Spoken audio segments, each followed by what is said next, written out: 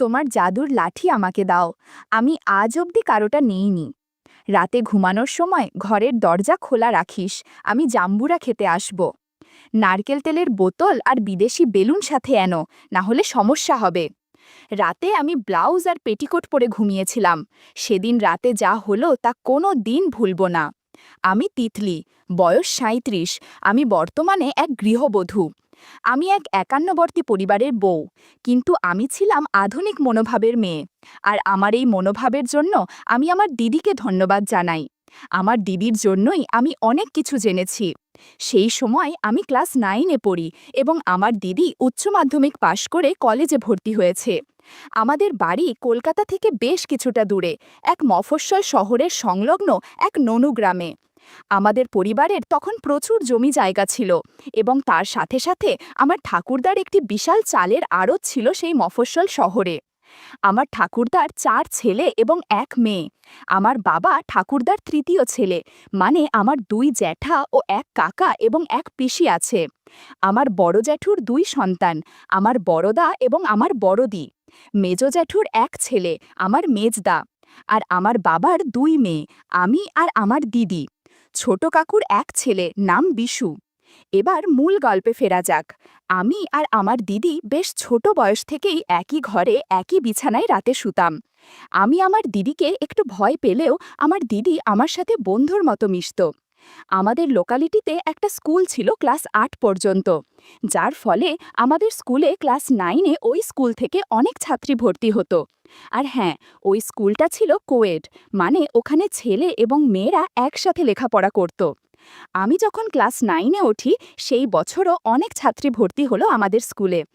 এর মধ্যে আমার বেস্ট ফ্রেন্ড অনিতার সাথে দেখলাম পাপিয়া বলে নতুন আসা একটা মেয়ের খুব ভালো বন্ধুত্ব হয়ে গেছে।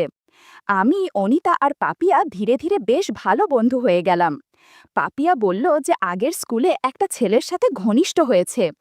আমি আর অনিতা প্রথম পাপিয়ার কাছেই গল্পের বই দেখি, যেটাতে ভিন্ন রকমের মন মাতানো গল্প থাকত। পাপিয়া এও বলে যে সে নাকি ক্যাসেটে জোগাড় করতে পারে নীল সিনেমার। আমরা ঠিক করি যে একদিন আমরা স্কুলে না গিয়ে অনিতাদের বাড়ি যাব।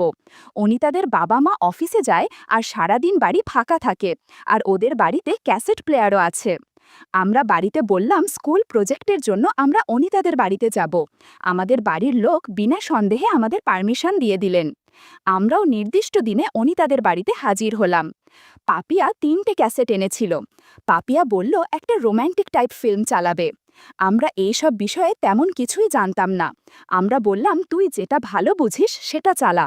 ও প্রথম ক্যাসেট চালালো। পর্দায় ভেসে উঠল একটা ছেলে আর একটা মেয়ের সিনেমা। সিনেমার অদ্ভুত দৃশ্য দেখে আমার মধ্যে কেমন যেন অনুভূতি হচ্ছিল। আমার বেশ ভালো লাগছিল।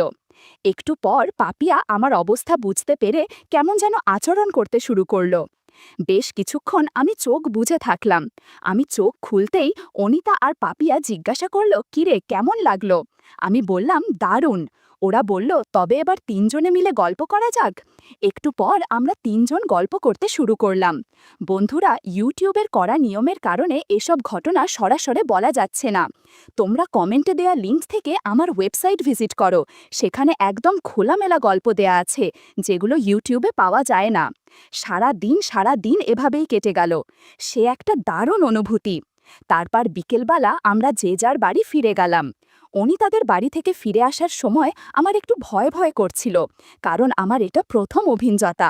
তাছাড়া বাড়িতে সবাই গ্রুপ স্টাডির কথাটা বিশ্বাস করবে তো?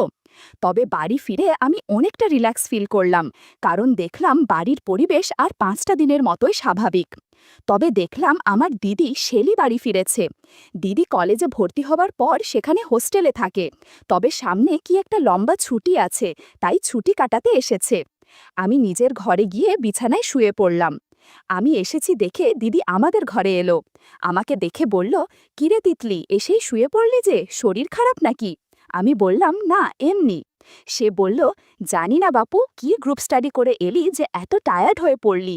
আমাকে চাইলে সত্যিটা বলতে পারিস, আমি কাউকে কিছু বলবো না। আমি প্রসঙ্গটা এড়িয়ে যাবার জন্য বললাম, না না, এই একটু মাথা ধরেছে তো তাই। দিদি আমার পাশে বসে বলল, ন্যাকামি না করে সত্যিটা বল, ওরকম গ্রুপ স্টাডি আমি অনেক করেছি, তোর মুখ চোখ দেখে আমি বেশ আন্দাজ করতে পারছি। আমি বুঝলাম ধরা পড়ে গেছি। দিদির কাছে সব সত্যিটা ধীরে ধীরে বললাম। দিদি সব শুনে বলল, রাতে রেডি থাক, তোর জন্য সারপ্রাইজ আছে। রাতে খাওয়া দাওয়ার পর আমি আর দিদি শুতে গেলাম। দিদি ঘরে এসে দরজাটা লক করে দিল আর আমার কাছে এসে বলল, আজ আমার বোনটা বড় হয়ে গেছে। দিদি খুব সুন্দর একটা পারফিউম মেখেছিল।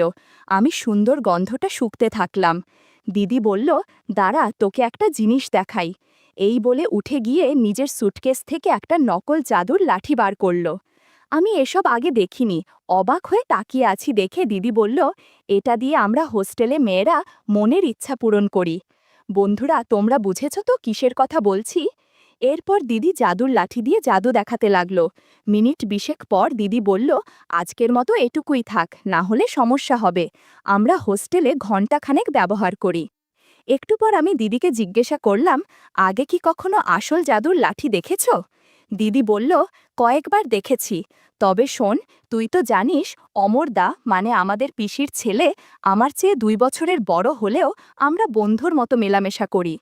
ঘটনাটা 2-3 বছর আগে ঝাপানের সময়ের। সেই বছর আমি আর মা গেছিলাম পিসির বাড়ি ঝাপান দেখতে। আমরা সবাই প্রায় 7-8 জন পিসির বাড়ি থেকে গেছিলাম ননু গ্রামের ঝাপানতলায়। আর ওখানে একটা বিরাট মেলা বসে। ননু গ্রামের সেই মেলায় সেবারে নাগরদোলা এসেছিল। আমরা সবাই নাগরদোলা চাপলাম। সেই দলে মা আর পিসিমাও ছিল।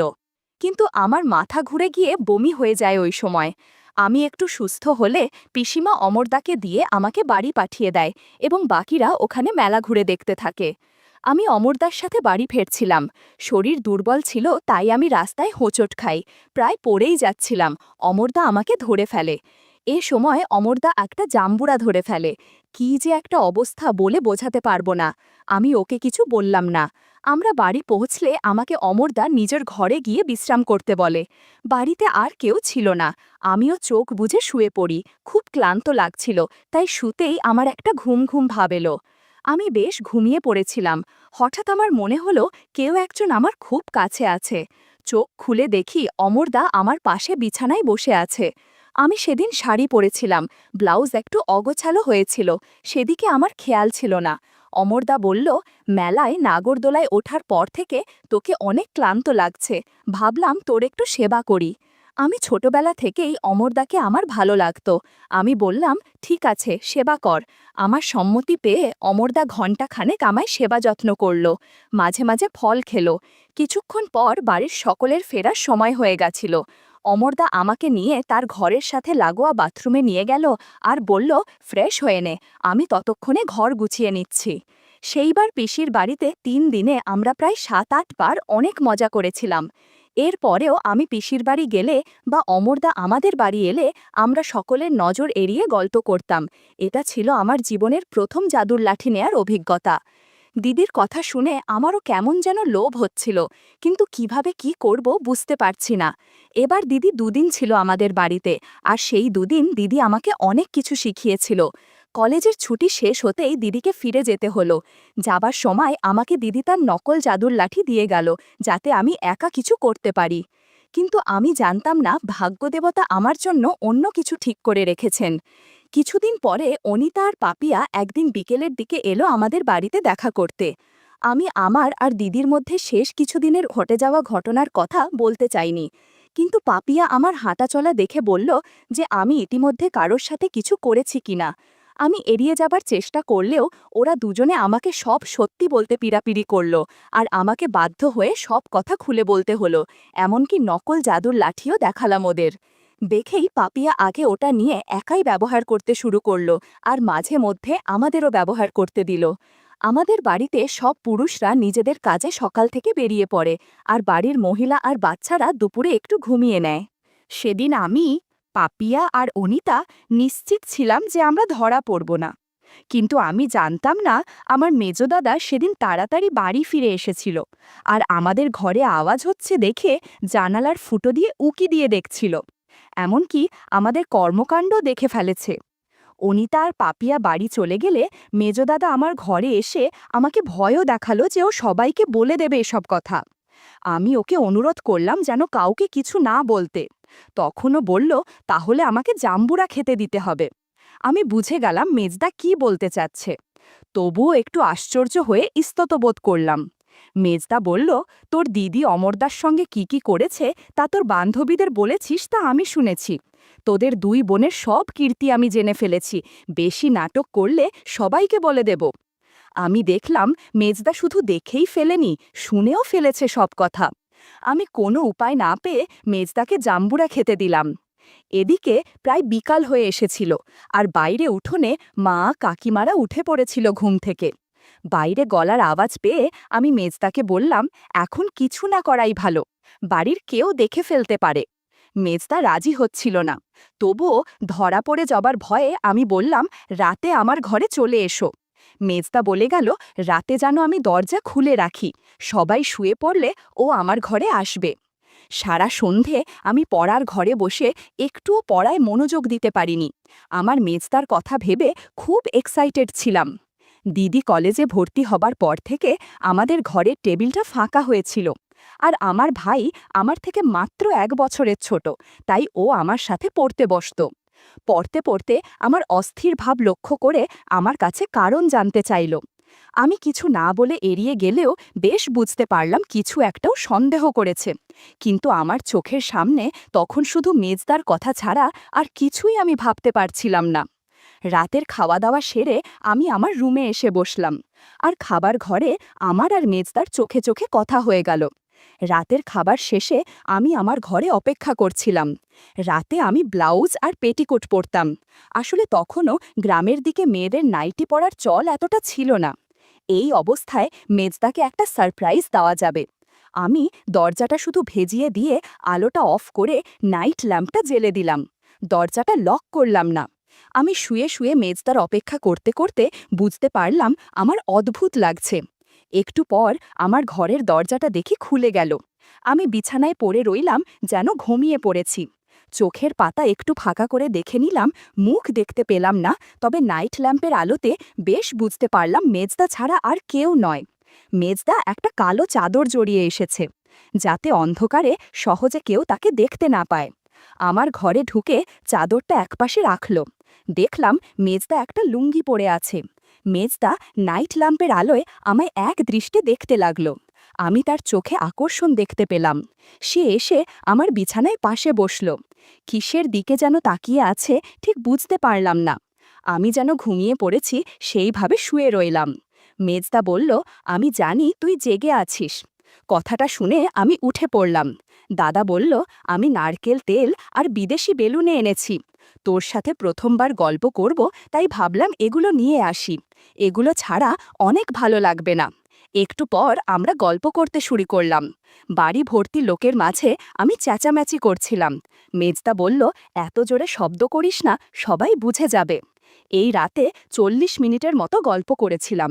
শেষ মুহূর্তে হঠাৎ দরজার কাছে খুট করে একটা শব্দ হতেই ঘুরে দেখি মেজদা দরজা লক করেনি, আর সেই দরজার সামনে দাঁড়িয়ে আমাদের ছোট ভাই বিশু দাঁড়িয়ে আমাদের দেখছে, আর নিজে নিজে কি যেন করছে। আমি একটু হকচকিয়ে গেলাম। এমন মুহূর্তে ও আশায় রাগ হলো প্রচণ্ড। আরেকটু পরে আসলেই বা কি ক্ষতি হতো। রাগের মাথায় ভাবলাম, ও যদি আবার কাউকে কিছু বলে দেয় তাহলে তো সমস্যা হবে। মেজদাকে বললাম, বিশুকেও আমাদের গল্পের আসরে সামিল করি, তাহলে ও কিছু বলতে পারবে না। আমি আস্তে আস্তে বিশুর সামনে গিয়ে বসলাম। অন্ধকারে কিছুই বুঝতে পারল না যে আমি ওর সামনে বসে আছি। আমার ছোঁয়া পেতেই ও ভয় পেয়ে পালাতে গেল, আর আমি ওকে বাধা দিলাম। বললাম, তোর লজ্জা করে না? এত রাতে আমার ঘরে ঢুকে কি করছিলি? আমি না তোর দিদি হই?